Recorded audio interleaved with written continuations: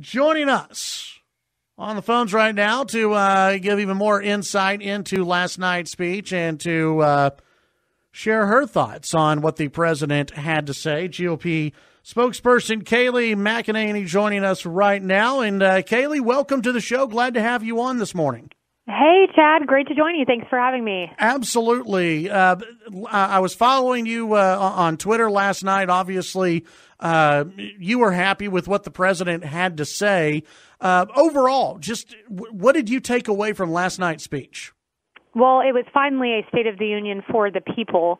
I thought Todd Starnes of Fox News made a great point. He said when President Obama spoke, it was always in terms of I, but when President Trump spoke last night, it was in terms of we and our country, and all of us collectively, the people. And all throughout his speech, he wove in stories of the American people.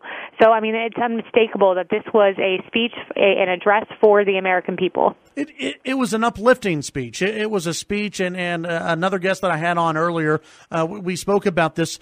I came away energized last night. I had a tough time going to sleep after just watching it.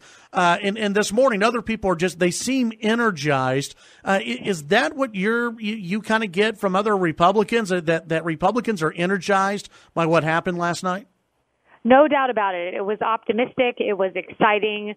It was uplifting, as you mentioned, and it was unifying. It was a moment when the president said, let's come together as two parties and work on infrastructure, work on immigration, and do what's best for the American people. So there's no doubt that it was a positive tone, and it made Republicans and really Americans across the nation just psyched about this president. And the CBS poll, of course, shows 75% of Americans like the speech. So I guess the numbers are in. When you take that number, 75% from CBS and CBS respondents who liked that speech, and you compare that to what we saw with the Democrats who refused to stand for so many what should be bipartisan, just American issues, what do you think the average person takes away from that? Oh, I think that they see Democrats for what they are, that it's about the Democratic Party for them. It's not about the American citizenry. And that was clear last night. You know, you can't stand when we talk about our national anthem. You can't stand when we talk about African-American unemployment at a historic low. You can't stand when we talk about ISIS being on the run and a new wave in foreign policy that's undeniably winning and putting America first. You can't stand for that? Well, what can you stand for if you can't stand for basic American principles? Kayleigh, what was maybe one or two parts of the speech that for you was your favorite?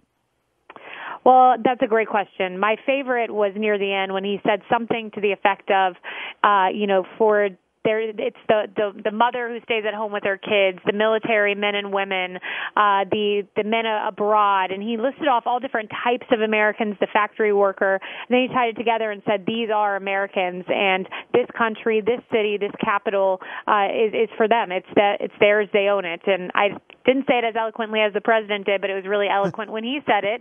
And then he said another line about, this is God, not government, that, we trust in God, we have faith. And that is what we look to, not government to save us. Yeah, some great moments from the speech last night.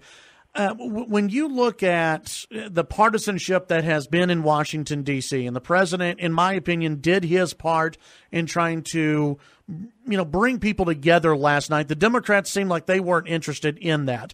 When it comes to the president's agenda, which I think is a bipartisan agenda for the most part, how receptive do you think the Democrats will actually be in 2018?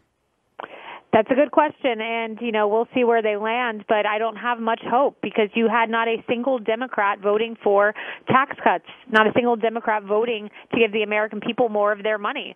And now they're saying they're against this immigration deal, which they support most of it. They support 1.8 million illegal immigrants getting citizenship. 5 years ago, they supported a physical barrier on the border, and now all of a sudden, because it's a different president, they don't support it, and they don't support infrastructure. Apparently. So, I'm not necessarily hopeful Democrats will see through their ways and come to the center, but you never know, I guess. The midterm elections typically in the midterms, the party that's in power in the White House loses seats in the House. And I know that there's been a lot of discussion that Republicans are just going to get wiped out when it comes to the House of Representatives. Do you think last night and the addition of the tax cuts, do you think that Republicans are starting to build momentum going into the midterm elections that maybe they did not have 3 or 4 months ago? Definitely, no doubt about it. Tax cuts put a tailwind behind our party. And, we have to remember and go back a year ago when President Trump took office, we were a very divided Republican Party. Yes, most Republican voters voted for the president, to the same tune they did for Mitt Romney and John McCain. So he got way more than majority Republican support. But among the elected officials, you had the establishment, and then you had more of the outsiders and the conservatives. And President Trump in a year has succeeded at unifying our party with the exception of 1 or 2 outlying senators and unifying us behind tax cuts. So there's no doubt we're in a better position today, a stronger position for the midterms than we were even 2 months ago before tax cuts were passed into law.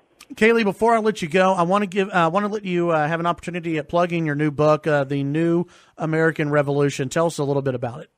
Oh, well, thanks for mentioning that, Chad. Yeah, it's a great book, and it's really honestly reminiscent of the president's speech last night because he highlighted so many incredible American heroes, from the individuals in North Korea, the man who escaped from there, and he and his family had to eat dirt, horrible story, and he highlighted our valiant police officers and people who had lost their lives at the hand of an illegal immigrant who wasn't supposed to be in the country. And my book does the same, profiles men and women across the country plagued by some of the greatest issues of our time and tells their stories in a very emotional, moving manner and highlights just the heroism at work in our society. So it's a great book. I hope your listeners will pick up a copy. Yeah, absolutely. And you can get that on Amazon. Kayleigh, thanks for your time today. I know you're having a busy day today, and hopefully you're taking a little time to celebrate a big win from the president last night during the State of the Union.